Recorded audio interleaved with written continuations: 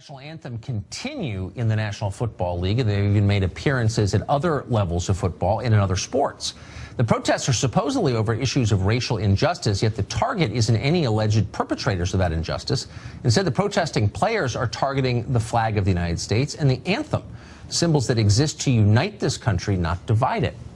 Why have racial politics been allowed to intrude upon, in fact, define this debate and sully symbols of American unity? Ethan Behrman is a radio host in California, and he joins us tonight. Ethan, thanks for coming on. Thanks, Tucker. So, look, there are a couple different ways to debate this. I'm offended by people attacking our national symbols. I think it's divisive. But, you know, I wouldn't make it illegal. What I'm confused by is why this is a racial issue.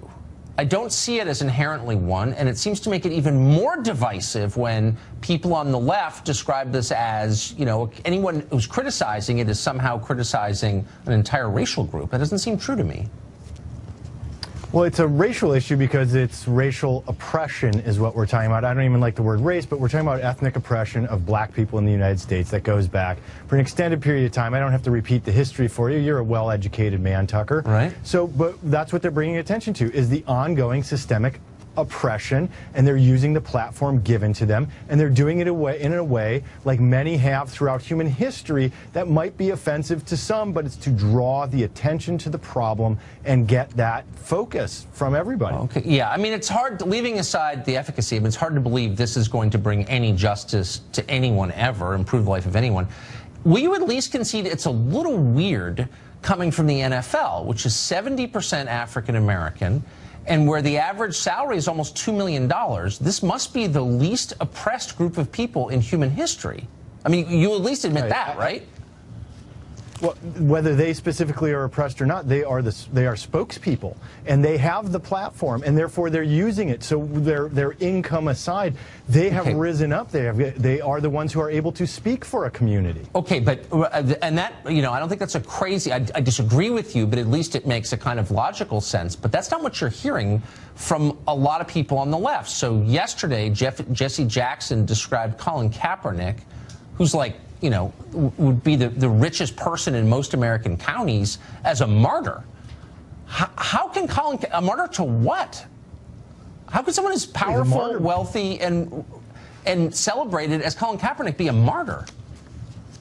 Well, the martyr there is in his job. He has lost his job. He is much better than many other backup quarterbacks in the NFL, and no NFL owner will hire him right now, even though he's available. He's in great shape. He's a great quarterback because he has spoken up. This is actually throughout human history. I know. Wait, so do you think? Wait, so you agree? Wait, hold on. I don't think I can bear to hear Colin Kaepernick or any professional athlete compared to a character out of the Bible. I mean, come on now, let's not go. That's too stupid. But are you saying you think that Colin Kaepernick is a martyr?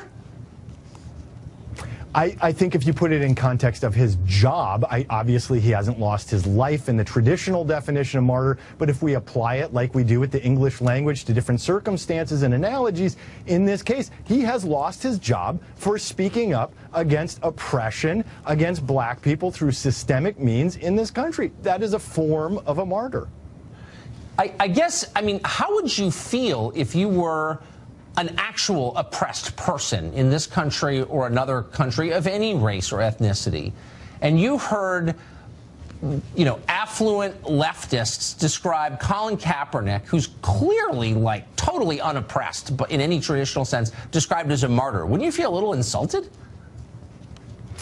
Well, I mean, if I'm suffering on the street somewhere, being beaten by, you know, somebody for racial reasons because of who I am, because, you know, my skin color, I might look at that and go, but maybe I would also look at it and say, hey, he's speaking up, he's trying to help, of course, and he's lost his job for speaking up for me. I don't necessarily agree with you on that. Just really quick, just because I think it'll be amusing, can you describe in specific terms how Colin Kaepernick is helping the oppressed of the world, like specifically? Well, he's not trying to help the oppressed of the world. That isn't what he came I'm sorry, out I thought that's what he was. I thought that's why he was a martyr. No.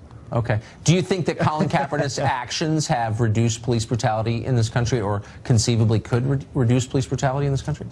I think it could conceivably, because we are talking about it, has brought attention to the issue, and there is a community of people who have suffered disproportionately for it, and we're talking about it. Maybe we can legislate some change by having the conversation. All right. Someday Colin Kaepernick's going to be on the $20 bill. Hopefully I'll be gone by then. Ethan, thank you for joining us. I appreciate it.